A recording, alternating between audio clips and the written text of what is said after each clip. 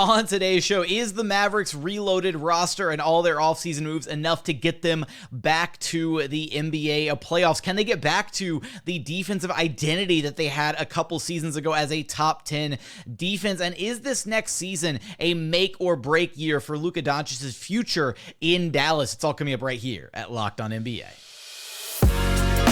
You are Locked On NBA, your daily NBA podcast. Part of the Locked On Podcast Network, your team every day. What's up and welcome to another edition of Locked On NBA, the biggest stories with the local experts. I'm your host, Jackson Gatlin, also host of Locked On Rockets right here on the Locked On Podcast Network, your team every day. Now, today's episode is brought to you by Prize Picks.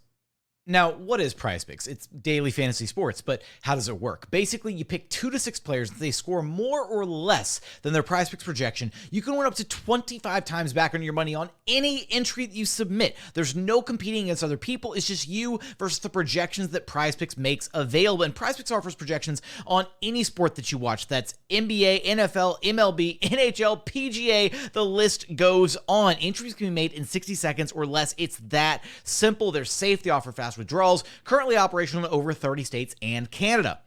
So download the PrizePicks app or go to prizepicks.com to sign up and play daily fantasy sports. First-time users can receive a 100% instant deposit match up to $100 with promo code LOCKEDON. That means if you deposit $100, PrizePicks will give you $100. If you deposit $50, PrizePicks will give you $50. So don't forget to enter promo code LOCKEDON at sign up for an instant deposit match up to $100.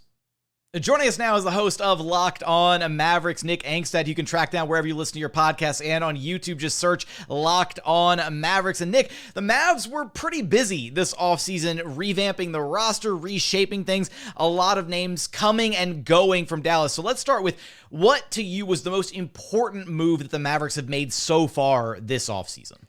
The most important move they made was re-signing Kyrie Irving, which, hey, think of it how you will.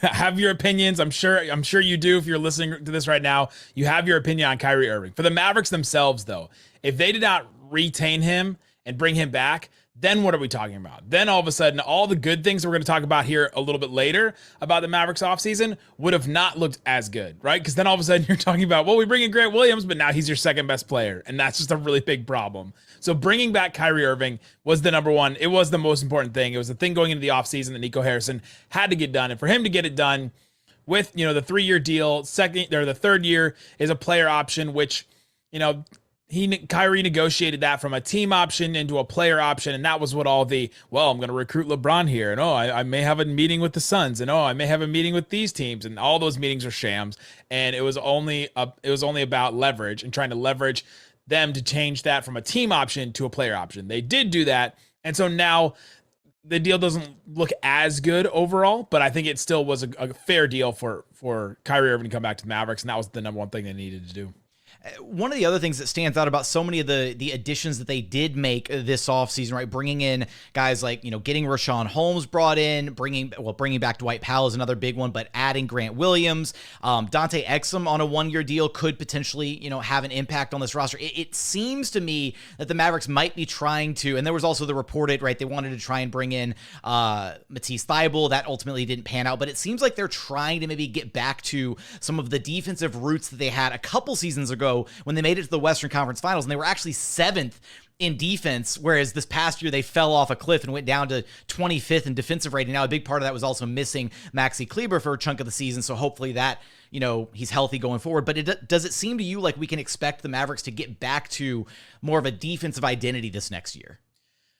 I don't think they'll get back to that. It's just going to be too hard with Luka and Kyrie. They're going to try. I mean, we'll probably go into training camp and what every coach says is like, we're getting back to defense. We're going to, Jason Kidd's thing at the beginning of his first year was, we're going to play a little defense. When he first got introduced, like that was his line. He would just say over and over again, but they need to at least play it. They just did not participate on that end very much towards the end of the year, especially after the Kyrie trade. I mean, you look at Luka and Kyrie together. I mean, they were so good offensively. I think them together was 121.7 offensive rating, which is just like in the neck. Like when they shared the floor, they could score on anybody and score as much as they wanted, but they also allowed 117 points. So they just have to be competent defensively. They'll try to get back to those defensive roots, but as of right now, their starting lineup is Luka, Kyrie, Dwight Powell probably at center. And if those are the three of your players on the court, you just don't have a defensive identity at that point. So maybe things change down the road, but no matter who else is starting at those wing spots, if those guys are still there, they're not going to get fully back to being a really good defensive team. Is it pretty? I mean, it feels like a pretty safe bet to pencil in Grant Williams to be one of those other starters. Who else would you have rounding out that starting five? Yeah, it's Josh Green to me. I think that Tim McMahon reported that there's whispers around the Mavericks that they were excited that Reggie Bullock got traded away in the deal to get Grant Williams, because then that would allow Jason Kidd to not bench Josh Green for Reggie Bullock all the time. And so they're excited for that. Josh Green will hopefully take another step forward. Tim Hardaway Jr. has a case for that last spot.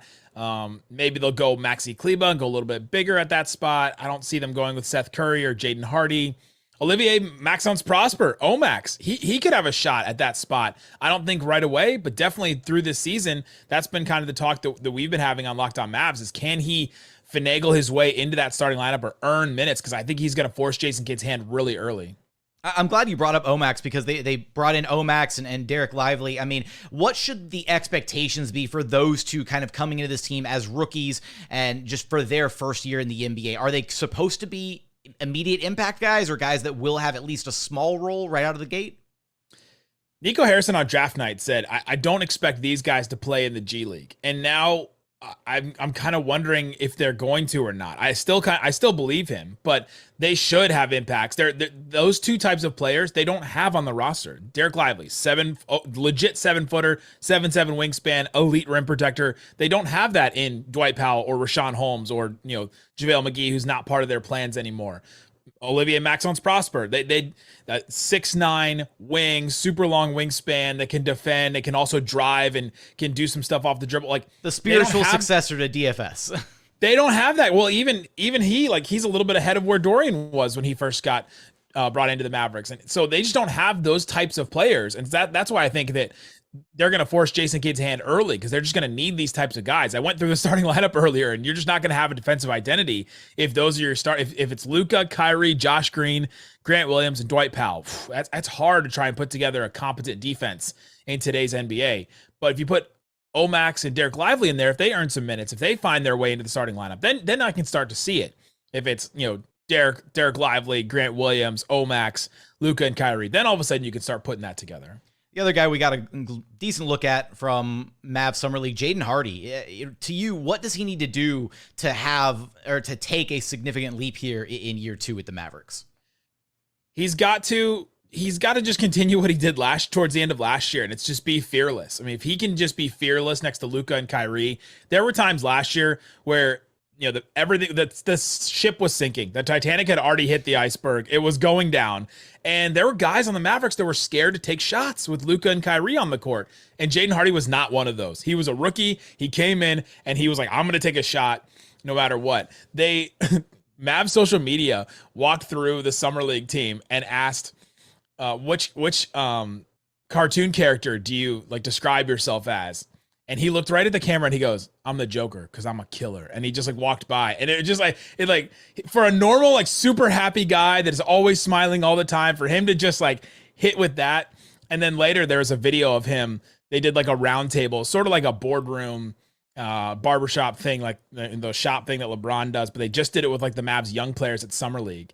And Jaden Hardy was like, they asked him about what was his welcome to the NBA moment. And he couldn't think of a specific moment. He's like, all I could think of on the court was, I'm just going to kill. I'm going to kill. And I'm going to go in and I'm just going to take advantage of what's given to me and all that. So Jaden Hardy, just continue to attack and continue to take shots. He was super effective last year. He shot the ball really, really well. He played off of Luka and Kyrie really well, just to take that next level. One of the problems for him, though, is they still have Tim Hardaway Jr. on the roster. They brought in Seth Curry. Those guys do the exact same thing that Jaden Hardy does right now.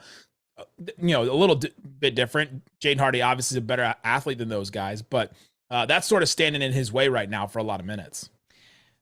We know that this last year didn't go exactly how the Mavericks would have liked to see the season play out, and we can all agree on that. Missing the playoffs and everything. Obviously, Luka wasn't super happy about the decision to pull the plug there at the end of the season. Things looked, pretty cantankerous there at the end of the year for the Mavericks.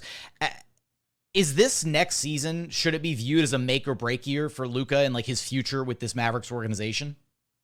In a way, yeah, I think so. Because if they miss the playoffs again, then what's Luka gonna think, right? I know that Luka is a guy that looks at who he has around him and goes, well, I can win with them. He's the Jimmy Butler taking the third string guys in the Minnesota Timberwolves practice and like going to beat the starters. Like he'll do that. He'll do that and say, well, I can beat anybody with anybody on the court. I don't know how far that mentality takes him as far as his employment, where he like which team he's on, and his patience with the Mavericks. Last year was the first time we've actually seen him frustrated, and the Mavericks are not taking that lightly. You saw that with this offseason. They were very careful to, all right, let's make sure that we're going in the right direction. They were aggressive with some of the moves they made to bring in Grant Williams, to get some extra guys with to not Derrick bring Lively back Christian Wood. To not bring back Christian Wood. JaVale McGee is not part of their plans, and one of the reasons why is that Luka did not enjoy playing with JaVale McGee at all last year. So to bring in more shooting, they're still aggressive. They're still trying to make some moves here and there. So I think that the Mavericks know that they cannot mess around with this, because if they do miss the playoffs again, then Luka should be upset, and he should try and find a way, to like he should be questioning his future with the Mavericks at that point. But they have to. Will the revamped Dallas Mavericks be able to make a splash this next season and get back into the playoffs? What will Luka's future hold in Dallas? You'll have us covered for all of that and more over at Locked On Mavs. Nick, I appreciate you stopping by Locked On NBA with me. Oh, man.